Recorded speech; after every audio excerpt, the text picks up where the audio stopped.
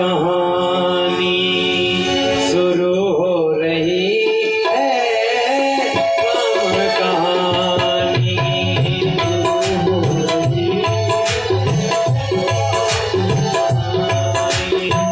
शुरू हो रही है, राम कहानी शुरू हो रही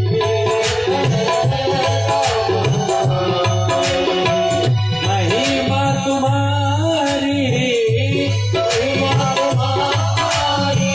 वेद बखानी,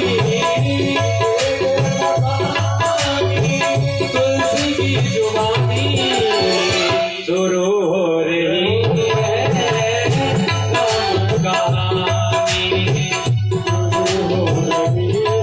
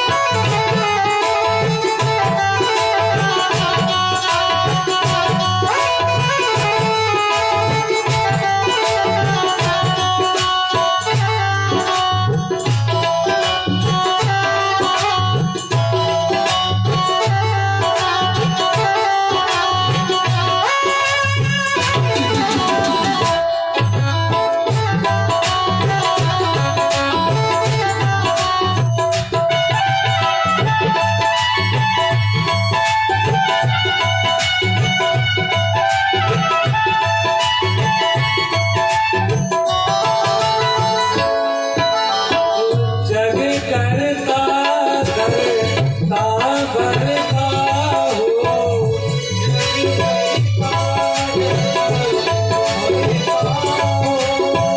जग करता धरता भरता हो,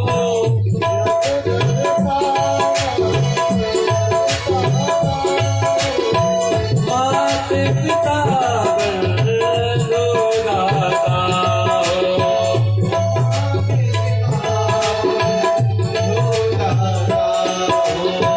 प्रेम से आगे बल की गीताएं, प्रेम से आगे बल की गीताएं, जीवन भर मानी शुरू हो रही है, राम कहानी हो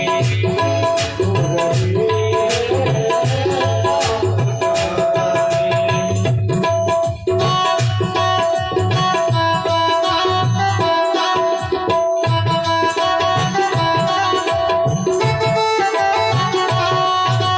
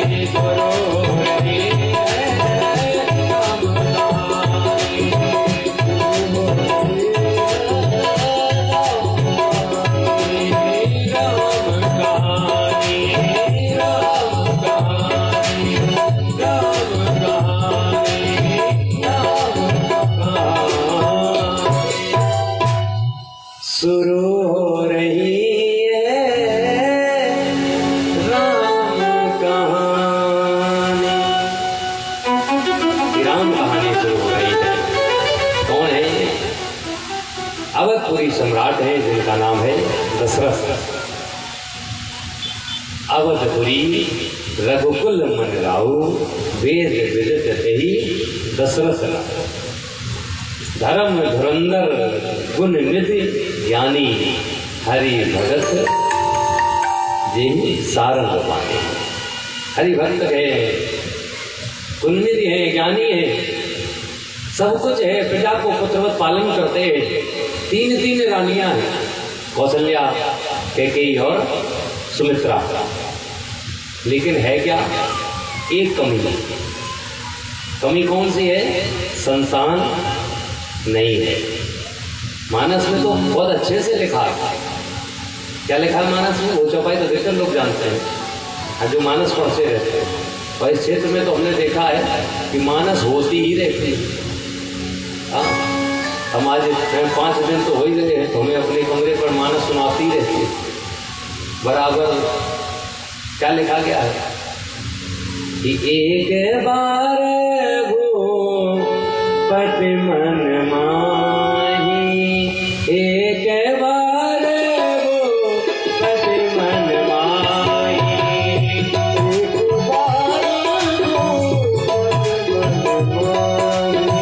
एक बार एक बार भूपति मन माही,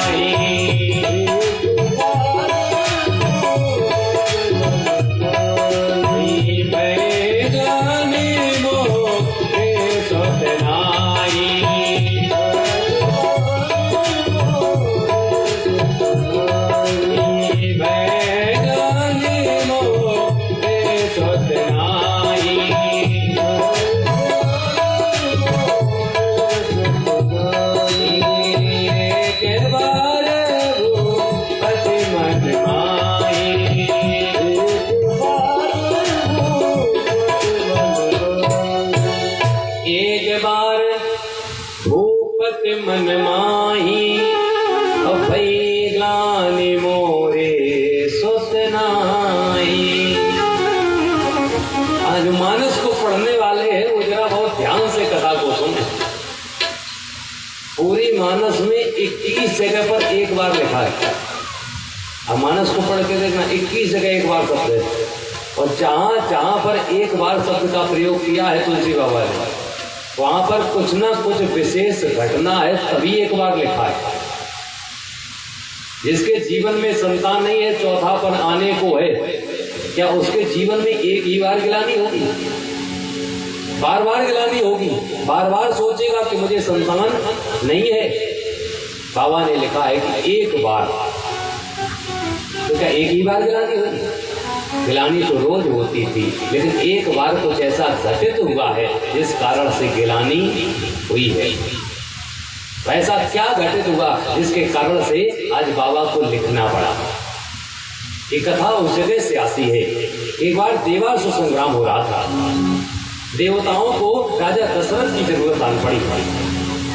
राजा दशरथ के पास में खबर भेजी गई, दशरथ जी आज देवताओं की तरफ से युद्ध करने को तैयार हो गए। कैकेयी मैया आकर के कहते हैं कि स्वामी जी हम साथ में चलेंगे। दशरथ जी ने कैकेयी को साथ में ले लिया। जाकर के आज देवताओं की तरफ से युद्ध करने लगे। युद्ध करते करते क्या होता है, किसी असुर के वज्र का ऐसा प्रहार होता है जिससे कि आज दशरथ जी के जो रथ था उसकी धुरी टूट गई। कैकेयी ने देखा कि इस रथ की धुरी टूट चुकी है, अगर पहिया निकल गया तो क्या होगा कि राजन धरा पर गिर जाएंगे, इससे इनको क्षति हो जाएगी। राजा दशरथ ने नहीं जान पाया, लेकिन कैकेयी ने क्या किया, अपनी कलाई धुरी में लगा दी। युद्ध होता रहा। युद्ध जैसे ही विश्राम हुआ है, दशरथ ने देखा कैकेयी कहाँ है, तो क्या देखा है कि कैकेयी अपनी कलाई उस रथ की धुरी में लगाई है। दशरथ ने तुरंत कहा, कैकेयी तुम हाथ उठाओ, तुम्हारे हाथ से रक्त बह रहा है। कैकेयी ने कहती, अगर हाथ हटा देंगे आप गिर जाओगे। दशरथ कहते, तुमने ये किया क्यों है? कैकेयी कहती, मेरा धर्म है कि पति के प्राणों की रक्षा करें। दशरथ कहते, हम बहुत प्रसन्न हैं, वरदान मांगो। कैकेयी कहती, हमें कुछ नहीं चाहिए, मैंने धर्म अपना निर्वहन किया है। दशरथ कहते, बहुत प्रसन्न है, हम तुम्हें 2 वरदान देना चाहते तो मांगो। कैकेयी कहती, अभी नहीं चाहिए, ये वरदान रख लो, कभी जरूरत पड़ेगी तब तुमसे मांग लेंगे। दशरथ ने जैसे ये बात कही है, कैकेयी कहती है, जब जरूरत होगी तो मांगेंगे। दशरथ कहते, हाथ बाहर हटाओ। कैकेयी ने जैसे ही हाथ हटाया है, बिना धुरी का रथ आकाश मंडल से धरा की तरफ भागने लगा, तीव्र गति से चला आ रहा है। जैसे अगर धरा में टकराएगा तो राजा रानी दोनों मर जाएंगे। आज जैसे ही नीचे की तरफ आया है, जैसे धरा पर एक पक्षी बैठा है। उस पक्षी ने देखा कि अगर ये रथ धरा पर टकराता है तो ऊपर बैठा जो राजा है उसकी मृत्यु हो जाएगी। इस पक्षी ने यहाँ से उड़ान भर दी। उड़ान भर के इस रथ को अपनी पीठ पर धारण कर लिया, धारण करके नीचे लेकर के आया है। आकर के जैसे ही उतारा है, राजा दशरथ रथ के नीचे उतरते हैं तो देखते हैं कि हमारा रथ एक पक्षी के ऊपर है। ये पक्षी कोई और नहीं है, ये पक्षी राज जटायु है। जटायु जी नीचे हैं। दशरथ जी बाहर आए, जटायु को देखा, हाथ जोड़ करके कहते हैं कि पक्षी राज, तुमने मेरे प्राणों की रक्षा की है, तुम्हारे हम रेडी है, तो हमसे कुछ मांगना चाहो वरदान मांग सकते हो, आज तुम्हें जो चाहिए वो हम देंगे। पक्षी राज कहते मुझे कुछ नहीं चाहिए। जैसे एक राजा का धर्म होता है कि प्रजा के ऊपर संकट आए तो प्रजा के संकट को दूर करे, उसी प्रकार से प्रजा का भी ये धर्म होता है कि अगर राजा के ऊपर कोई संकट आए तो प्रजा भी उसको दूर करे। राजा कहते हैं कि पक्षी राज, तुमने वो धर्म निभाया है जो एक धर्म भाई का होता है। एक भाई को संकट होता है तो एक भाई जाकर के मदद करता है, तुम्हें भाई जैसा धर्म निभाया है। जैसे कहा तो पक्षी राज के नेत्रों में अश्रु आ गए। पक्षी राज कहते हैं कि राजन, एक पक्षी को एक नर होकर के आप भाई के बराबर बना रहे हो, और मुझे अगर आपने भाई कहा है ना तो आपसे कुछ वरदान चाहते। तो सत्य का मांगो, क्या वरदान चाहते हो? पक्षी राज ने हाथ जोड़ करके कहा, राजन अगर वरदान देना चाहते हो तो पक्षी जब मरता है ना उसकी देह जंगल में पड़ी रहती है, सब लोग नोच नोच करके खाते हैं। आपसे वरदान ये चाहते हैं कि जैसे मनुष्यों को मुखाग्नि मिलती है ना, उसी भांति जब मैं मरूं ना तो अपने पुत्र के द्वारा मुझे मुखाग्नि दिला देना, सिर्फ इतना चाहते हैं। जैसे ये बात सुनी है, दशरथ के नेत्र सजल हो गए, अश्रु बहने लगे कि कैसा मैं अभागा राजा हूँ, आज रघुकुल पर कलंक लगने जा रहा है। अगर मेरा एक पुत्र होता ना, वो पुत्र मुझे मुखाग्नि देता ना देता, लेकिन मेरा वचन पूर्ण हो जाता। आज पक्षी राज को ये मुखाग्नि का वचन दे देते। आज मुझे एक अगर पुत्र होता तो मुझे मुखाग्नि मिलती ना मिलती कोई दिक्कत नहीं, लेकिन रघुकुल पर कलंक ना लगता। जो रघुकुल की रीत चली आई है, ये रघुकुल रीति सदा चली आई, प्राण जाए पर वचन न जाई, लेकिन आज वचन का उल्लंघन हो जाएगा। इससे अच्छा मुझे एक संतान होती। यही बात सोच रहे हैं, क्या वो वचन की पूर्ति नहीं होगी, इसीलिए गिलानी हो रही है। और उसी वचन की पूर्ति करने के लिए भगवान राम वनवास जाते हैं। भगवान राम ने अपने पिता दशरथ को मुखाग्नि नहीं दी है, लेकिन गीधराज जटायु को मुखाग्नि दी है।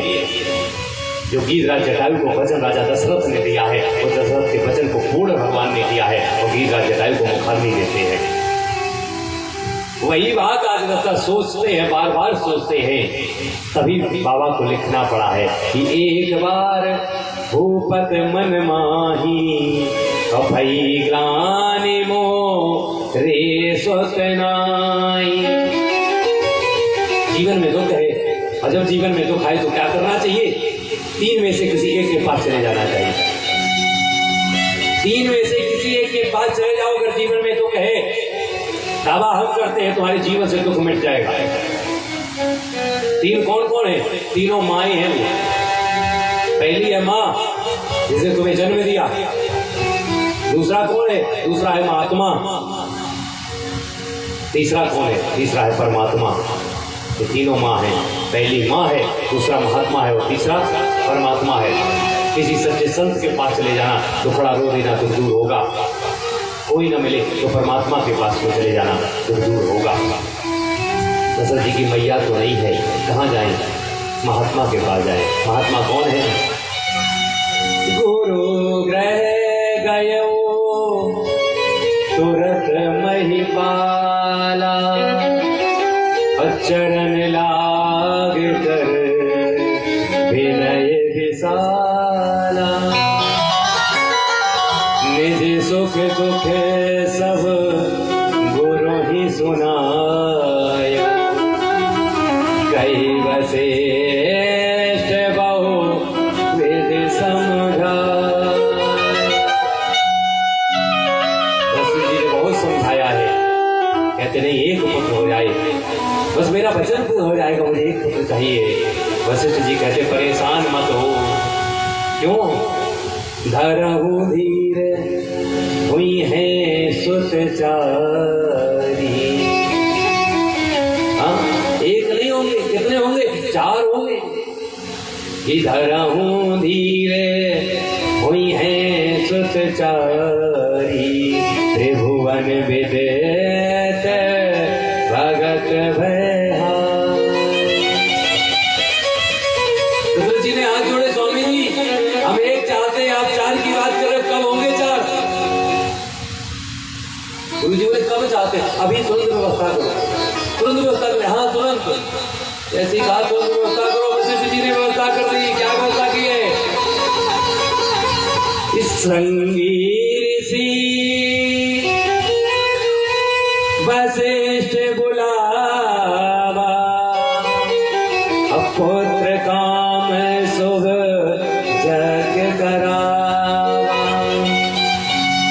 भगत सहित मुनिया होती दीने, अप्रगटे अगनिक चरु कर लीने। भक्ति के साथ में आहुति दी गई है, जैसी आहुति दी है। आज साक्षात अग्निदेव भगवान आते हैं, हाथ में पायस का प्याला लेकर के आते हैं।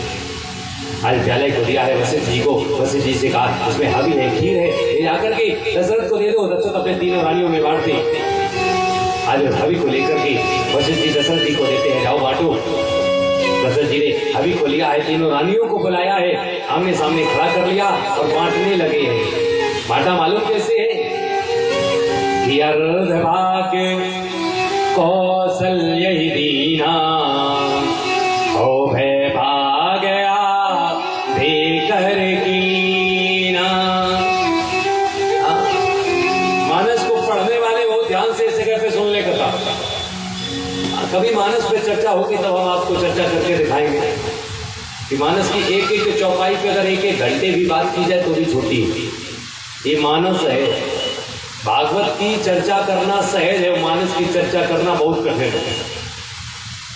फिर हमने आपसे कल कहा था किसी एक प्रसंग को हम थोड़ा विस्तार से आपको सुना देंगे पूरी मानस से, समय के अनुसार, क्योंकि मानस 9 दिन में पूरी की जा सकती है और भागवत 7 दिन में पूरी होती है। एक ही व्यक्ति का चरित्र 9 दिन में और 24 अवतारों का चरित्र 7 दिन में, तो समझो बड़ी कौन हो। आपको सिर्फ इसी जगह थोड़ी चर्चा करके दिखाते हैं। ऐसे प्रसंग पर आपसे बात करेंगे, शायद है इस प्रसंग पर आज से पहले आपने कभी चर्चा सुनी हो। क्या लिखा गया है कि अर्धभाग कौशल्य ही दीना। जो प्रसाद है, प्रसाद का आधा भाग किसे दिया गया है? कौशल्या को। आगे चौपाई क्या कहती है कि वो भय भागया देकर कीना। बाकी का जो बचा वो आधा करके आधा कर दिया गया, 2 हिस्सों में बांट दिया। फिर क्या किया? एक हिस्से को लिया, कैकेयी कहन प्रसोदयऊ, एक हिस्सा लिया, कैकेयी को दे दिया। अच्छा अब विचार करिए, रानी कितनी बची है? एक हिस्सा दे दिया कौशल्या को, एक दे दिया कैकेयी को, बचा हिस्सा एक बचा है। रानी कितनी बची? एक हिस्सा और एक रानी। हिस्सा लेते सुमित्रा को दे देते, यही नियम कहता है। चौपाई लेके क्या कहती है? रहो सो भय भाग पुनि भयहु। जो बचा है उसके फिर 2 हिस्से किए गए, कोई जरूरत थी?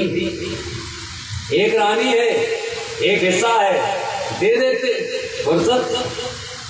जब रानी ज्यादा नहीं है तो हिस्सा करने की क्या जरूरत है? लेकिन हिस्सा किया गया। तुलसी बाबा ने अपनी कलम से लिखा है, तो तुलसी बाबा ऐसे नहीं लिखेंगे, इसके पीछे कोई राज जरूर है। राज कहां पर है इसके पीछे का? जो एक हिस्सा है, जब कैकेयी को दे दिया, उसके बाद जो हिस्सा बचा था वो सुमित्रा को दे दिया गया। और जैसे ही सुमित्रा ने उस हिस्से को लिया है और लेकर के तीनों रानियां खाने के लिए चलती है, तब आकाश मां से एक पक्षी आता है। वो पक्षी आकर के सुमित्रा के हाथ का जो प्रसाद है वो लेकर के भाग जाता है। वो प्रसाद लेकर कहाँ पहुंचा है? वो प्रसाद लेकर के पहुंचा है, अंजना मैया भगवान सूर्य की उपासना करती है कि प्रभु मेरी झोली खाली है, कोई प्रसाद मिल जाए। तो उस पक्षी ने उस प्रसाद को वहां से डाला जो अंजना मैया की गोदी में आया है। अंजना मैया ने जब प्रसाद को ग्रहण किया, जिससे हनुमान जी का प्राकट हुआ। लेकिन ये कथा लिखी कहाँ है? मानस में तो नहीं लिखी। हम कैसे साबित कर दें कि वो पर्ची ले गया, हनुमान जी का प्राकट उसी से हुआ? ये हम साबित नहीं करेंगे। ये बात स्वयं राघव जी कहेंगे, स्वयं राघवेंद्र सरकार खुद कहेंगे कि जिस प्रसाद से जो सुमित्रा मैया खाने जा रही थी, उसी प्रसाद से हनुमान जी का प्राकट हुआ है। ये स्वयं राघवेंद्र कह रहे हैं।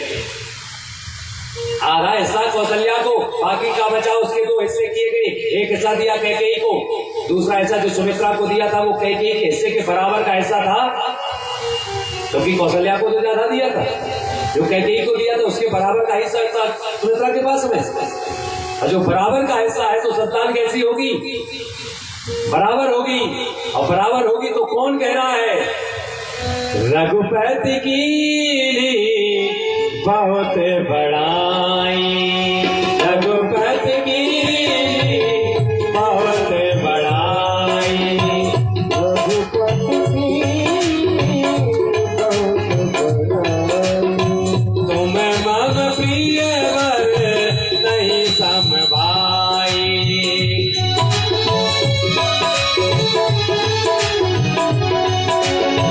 तुम मम प्रिय वर नहीं सम भाई।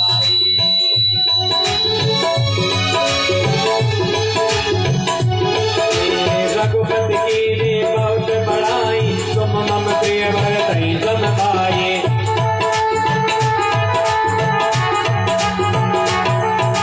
रघुपति की बहुत बड़ाई, तुम मम प्रिय वर नहीं सम भाई।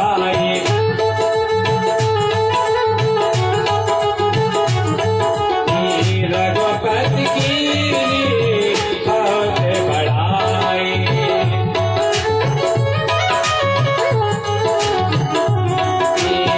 तुम मम प्रिय वर नहीं सम भाई।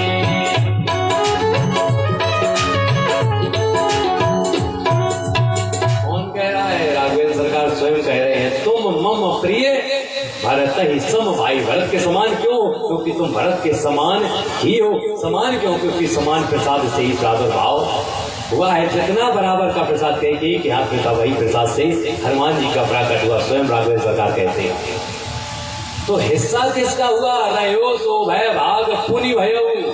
अब हिस्सा कौन बचा है? वो तो पक्षी ले गया।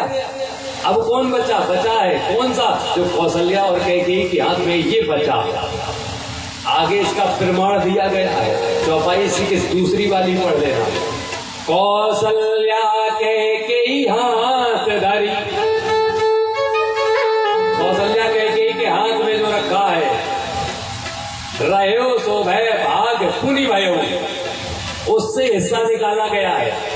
और जब उससे हिस्सा निकाला तो हिस्सा कितने होंगे? 2। और 2 हिस्से दिए गए किसको? दीन सुमित्रई मन प्रसन्न करी। आज सुमित्रा मैया को दिया गया 2 हिस्से। तो पुत्र कितने हुए? 2। जो कौशल्या मैया के हाथ में है उससे हिस्सा निकाला गया, और उससे प्राकट किसका हुआ? लक्ष्मण जी का। पिता से पुत्र मिलता है, पिता का ही हिस्सा पुत्र होता है। कौशल्या मैया के हाथ में जो प्रसाद है उससे प्रादुर्भाव किसका हुआ था? राम जी का। राम जी के हिस्से से ही जो हिस्सा निकाला गया उससे प्रादुर्भाव किसका हुआ? लखनलाल का। लखनलाल इसीलिए राम जी के साथ में रहते हैं और पिता के समान मानते हैं। और राम जी लखनलाल को पुत्र के समान मानते हैं। क्यों? क्योंकि मेरा ही हिस्सा है, उससे ही ये निकला है। भरत जी के साथ में शत्रुघ्न जी लगे रहते। क्यों? क्योंकि कैकेयी के हाथ में जो हिस्सा है उसी से शत्रुघ्न जी का प्राकट हुआ है। ये बात कैसे कह सकते हो कि सुमित्रा मैया ने जो हिस्से प्रसाद के खाए हैं, लखन जी का जो प्रादुर्भाव हुआ है वो कौशल्या मैया के हिस्से से ही तो हुआ है? ये कौन बताएगा? ये वही बता सकता है जिसने उधर में रखा है, और कोई नहीं बताएगा। क्योंकि माता सत्य पिता विश्वासा, माता ही जानती है कि मेरे उधर में जो संतान उसका पिता कौन है, और मैया ही कहेगी, कोई और नहीं कहेगा। जब राम जी चले हैं वनवास के लिए, लखनलाल ने कहा भैया हम भी जाएंगे। राम जी ने कहा पहले मैया से पूछ के आओ। लखनलाल मैया से पूछने गए, भैया हम जाना चाहते हैं। कहाँ जाना चाहते? भैया जाते हैं। मैया ने कहा अपने माता पिता से पूछो, हमसे ना पूछो। लखनलाल बोले माता पिता से पूछे? आप मेरी मैया हो, पिताजी दशरथ हैं, वो अचेत अवस्था में है, कैसे पूछे? मैया बोली अभी तक तुम भ्रम में थे। मैया हम हैं और पिता दशरथ है ना। कौन है?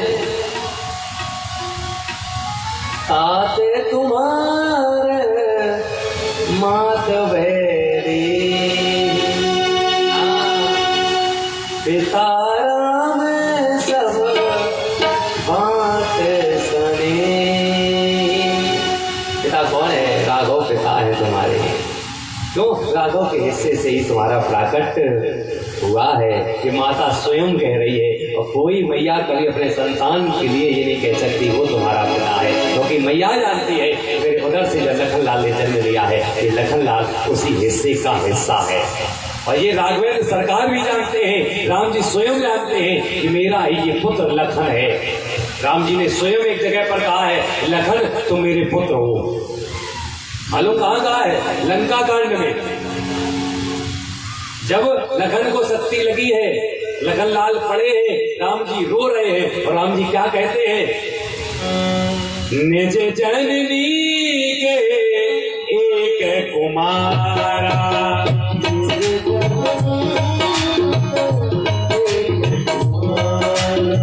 निज जननी के एक कुमारा,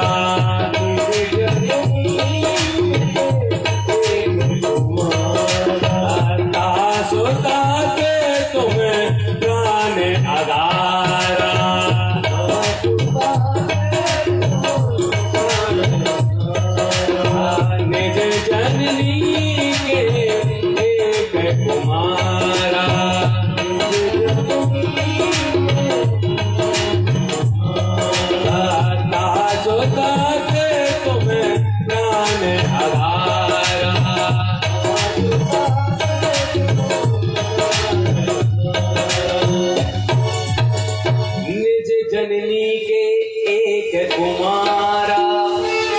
अपने मैया के अकेले हो, और सुमित्रा मैया की तो दो संतान है ना। राघव क्या कह रहे अपनी मैया के? अकेले इसलिए प्राणों ज्यादा प्रिय हो। अकेले तो अकेला तो है ही ना। उस समय जानकी मैया और राघव के एक ही तो